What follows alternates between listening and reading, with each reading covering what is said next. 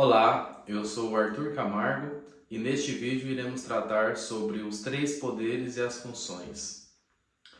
O Estado, desde a época em que foi criado o Leviatã, por Thomas Hobbes, o contratualista, sabe-se que o Estado ele possui o poder absoluto de forma soberana. Nesse sentido, vale primeiramente dizer quais são as funções que o Estado possui.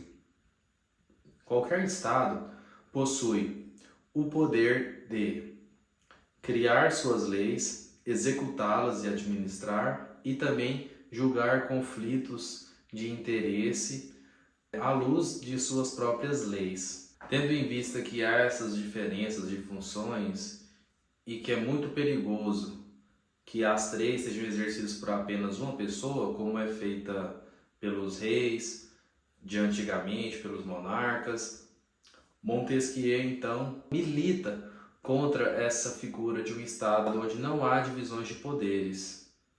Então ele cria a teoria da divisão dos poderes na sua obra O Espírito das Leis, ficando assim dividido o poder de criar leis, o poder de executar e o poder de julgar distante um do outro. O Estado brasileiro adota essa teoria de Montesquieu com a divisão dos três poderes. Vale lembrar que no início, após o Brasil deixar de ser uma monarquia, ele adotou 4 poderes: o executivo, o legislativo, o judiciário e o poder moderador, que era uma espécie de rei, só que não era bem um rei à luz das outras nações, mas em prática era a figura de um monarca ditando a direção em que o país iria percorrer. Então, dessa forma, a divisão dos três poderes ocorre na nossa Constituinte de 1891, trazendo então apenas 3 poderes: o executivo, o legislativo e o judiciário. Ficando então o legislativo com a função típica de legislar, atividade legiferante, bem como fiscalizar o poder executivo com o auxílio dos tribunais de contas.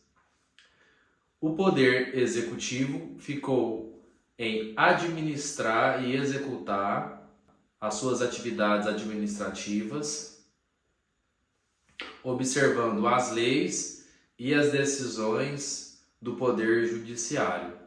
E por fim, temos o poder judiciário, que tem como função típica julgar conflitos de interesses com base na legislação em vigor e com base nas evoluções jurisprudenciais que ocorrem durante todos esses anos da atividade jurisdicional.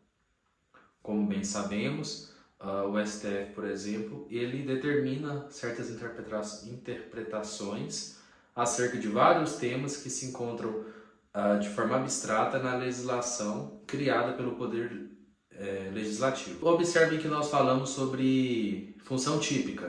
Por quê? Porque existe uma função atípica em todos os 3 poderes. Ou seja, o Poder Legislativo ele tem como função típica a atividade de fazer leis, mas ele também tem a atividade administrativa e também tem capacidade de julgar. Sendo essas duas funções secundárias de âmbito interno dele.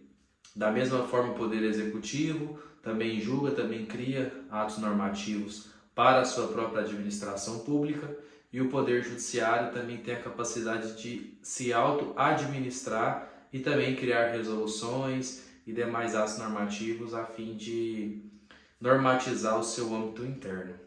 Além disso, temos também outras 2 questões. Para que os 3 poderes eles sejam harmônicos entre si, conforme prediz o artigo 2º da Constituição Federal de 1988, há necessidade do check and balances, que é pesos e contrapesos, ou seja, um poder ele exerce influência no outro à medida em que influencia e o delimita, para que Sempre que um poder ele tenda a usar de forma arbitrária ou abusiva o seu poder, o outro poder possa exercer influência e limitá-lo. Dessa forma, então, temos os pesos e contrapesos para que os poderes eles não sobreponham um aos outros. Além disso, temos também exemplos de atividades secundárias, funções secundárias desses poderes, mas que exercem influência nos outros poderes ou na sociedade. Por exemplo, apesar do judiciário possuir a função típica jurisdicional de julgar, o presidente da República, quando eventualmente cometer algum ato que caracterize crime de responsabilidade, quem irá julgar é o Senado Federal, ou seja, o Poder Legislativo. Noutra ponta, quando o Supremo Tribunal Federal ele edita, aprova súmulas vinculantes que vincula tanto ele mesmo quanto o Poder Executivo, ele também está exercendo uma atividade legiferante. Por quê? O texto aprovado em lei feita pelo Legislativo, ele tem um significado. Mas, quando se confronta princípios do direito, é possível extrair uma norma distinta daquilo que está escrito em si. Então, nesse sentido, as boas línguas acabam afirmando que está tendo uma atividade legiferante quando o poder judiciário faz esse tipo de conduta. Como podemos perceber, os três poderes eles são bem divididos, ao mesmo tempo em que entre eles há interseções que misturam funções típicas e funções atípicas.